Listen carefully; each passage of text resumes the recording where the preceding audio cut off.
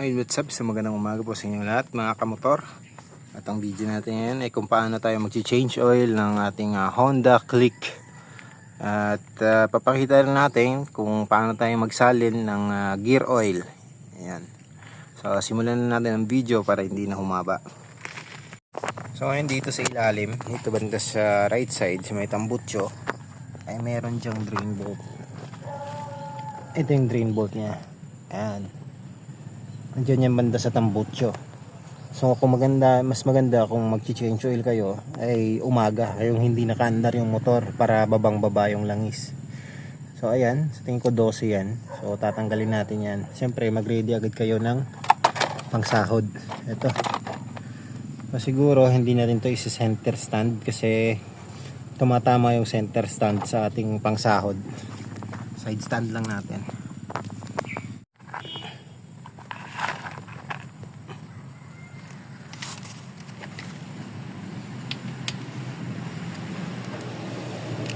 Ito nga 12 nga pala ito.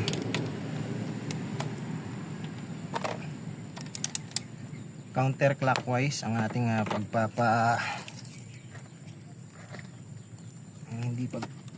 pagbubukas. Medyo matigas nga, no? Ayun. Counterclockwise.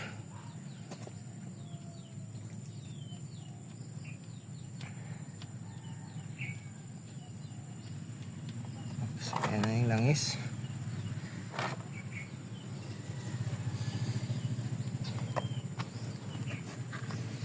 Tayin lang natin maubos. Ayan, sapin na natin para hindi magasgas.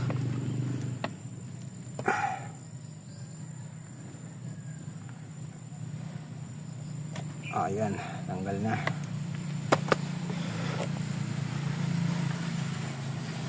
Bubuksan natin to para mas bumuhos talaga yung langis. Ayan. Na-drain na natin yung langis. Pupunta naman tayo dito sa kabilang side. Dito para buksan itong eto. Pakita. Eto, ayan. Para mabuksan yan. Kasi dyan yung kanyang pansala. Kasi check din natin kung madumi o hindi yung kanyang filter, oil filter. Gamit lang tayo dyan ng 17.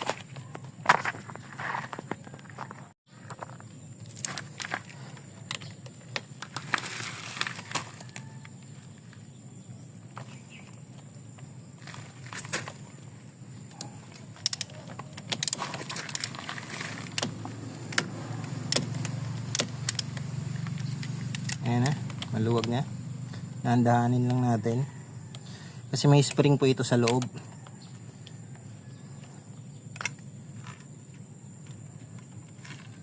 Ayan.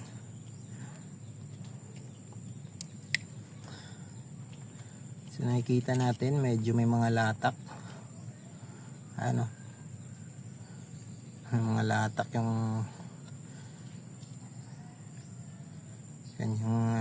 oil filter. Linisan natin yan. Mas okay rin na gamitan nyo ng gasolina. O, meron ako doong carburetor cleaner. Bubugahan lang natin to.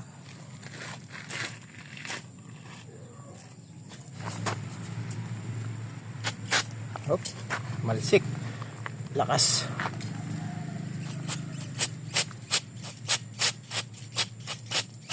Hapdi po kasi sa balat itong carburetor cleaner kaya hindi natin hihawakan. Ayan.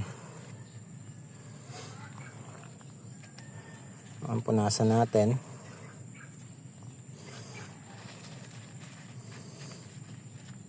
Hindi naman po harmful sa mga goma yung carburetor cleaner kasi meron din namang goma yung mga karburador. Meron yung mga gasket. Kaya okay lang nagkumamit.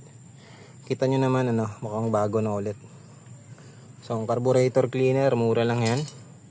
Magagamit nyo sa karburador, saka sa throttle body, saka sa choke. Ayan. So napakamura lang yan. Ngayon, babalik natin to. Lilinisin na rin natin to. Yung kanyang spring. tsaka natin ibabalik. Wag lang nating higpitan masyado kasi hindi yan masyadong hinihigpitan, yung saktong sakto lang dapat.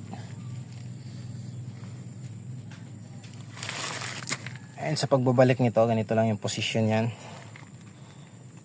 Ayan, clockwise pagbabalik. May spring yan, kaya medyo tutulak natin ng konti.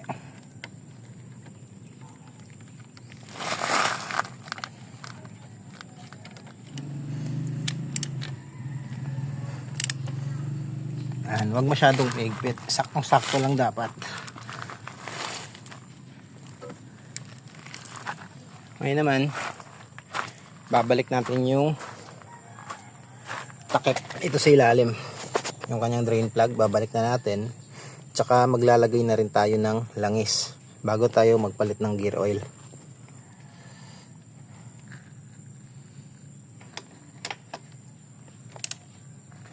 Ayan, okay na. Huwag masyadong maigpit para hindi ma-lost thread. Ngayon, magsasalin na tayo ng langis. Ayan, dyan. Pupunasan lang din natin yan marumi ng malinis na basahan. Ayan, saka gagamit tayo ng imbudo dyan. Ayan.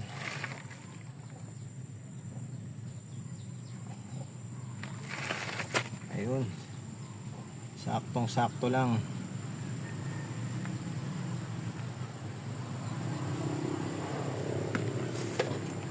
Hindi natin yung kanyang takip, saka natin ibabalik.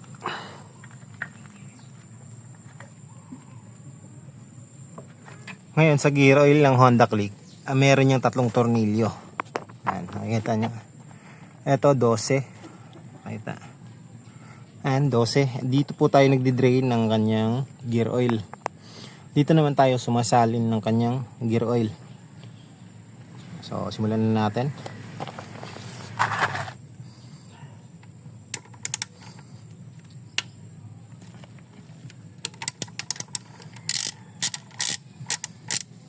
Ayan. Oh, medyo malinaw pa nga yung kanyang gear oil.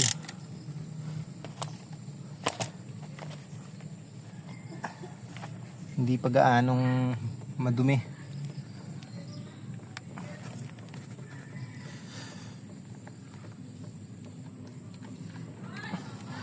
Ayan. Ano po, linis pa oh. Pero since set na yung nabili ni tatay, palitan na rin natin lahat. Ngayon, ito, buksan na rin natin tong lagayan ng kanyang drain. Yung ano pala, kung saan tayo magre-refill ng kanyang gear oil.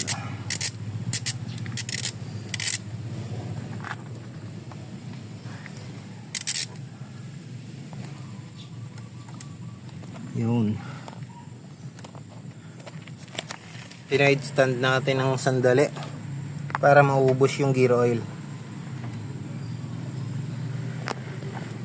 Tapos after nyan, syempre babalik na natin yung bolt nya dito, tsaka magre-refill na tayo ng gear oil. Ayan, center stand na natin. Balik natin yung mahaba dito sa kanyang drain plug sa ilalim.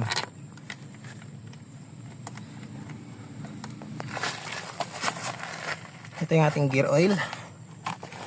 Ayan. Yung sa shell, ginupit ko lang yung dulo. Ayan, ginupit ko lang yung dulo nya. Ayan, isasalin na natin.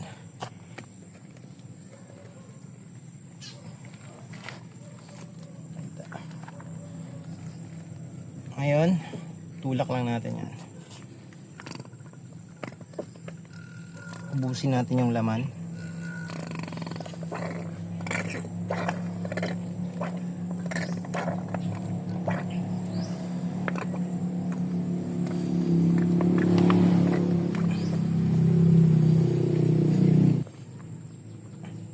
Ubos na yung laman. Nasa natin yung kanyang bolt at ibabalik. Pitan natin, huwag masyadong mahigpit para hindi ma-lost thread. At okay na.